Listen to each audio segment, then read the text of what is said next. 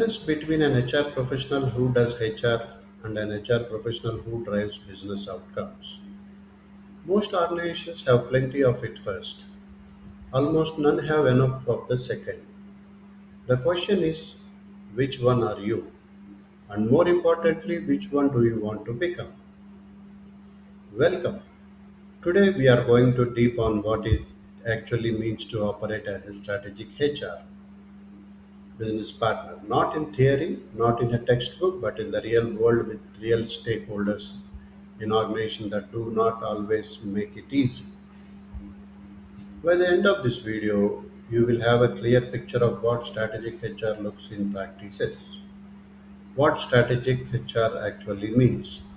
Let us start by dismantling the myth. Strategic HR is not about using bigger words in the meetings. It is not about having a seat in the table for its own sake.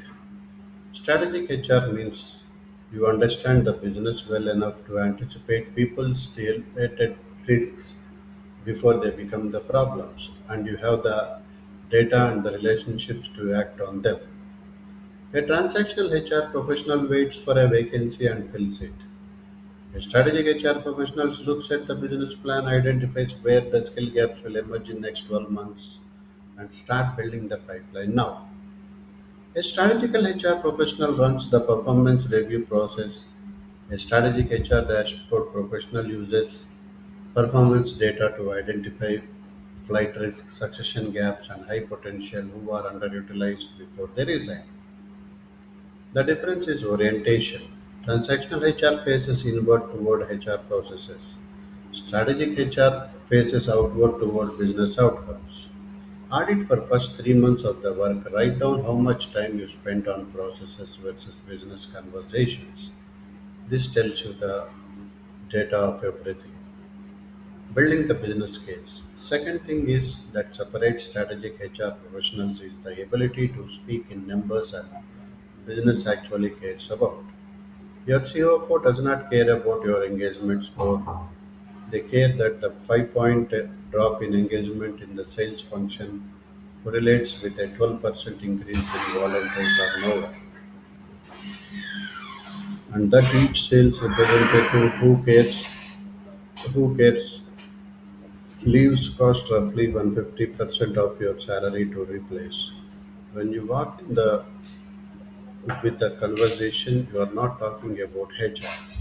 You are talking about the revenue problem with a people solution that is strategic, and it changes the room. Suddenly, you are not defending an HR budget, you are presenting the business investment.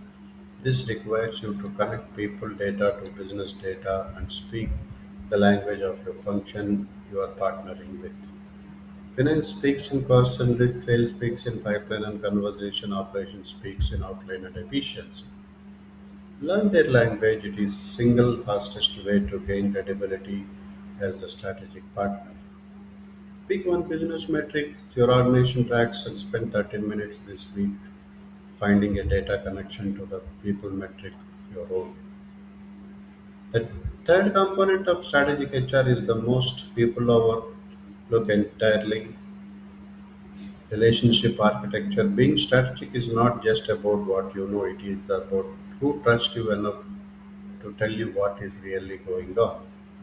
The most strategic HR professionals have informal conversations with leaders that never appear in any meeting. They hear about the acquisition before it is announced. They know which director is struggling before it becomes a performance issue. They understand the board's concern before those concerns reach the HR agenda. This level of access does not happen because you are good at your job. It happens because you have invested in relationships with intention. You have made yourself genuinely useful, not just in HR terms but in business terms. Tell me in the comments what one thing you are going to do this week to move from transactional HR to the strategic HR.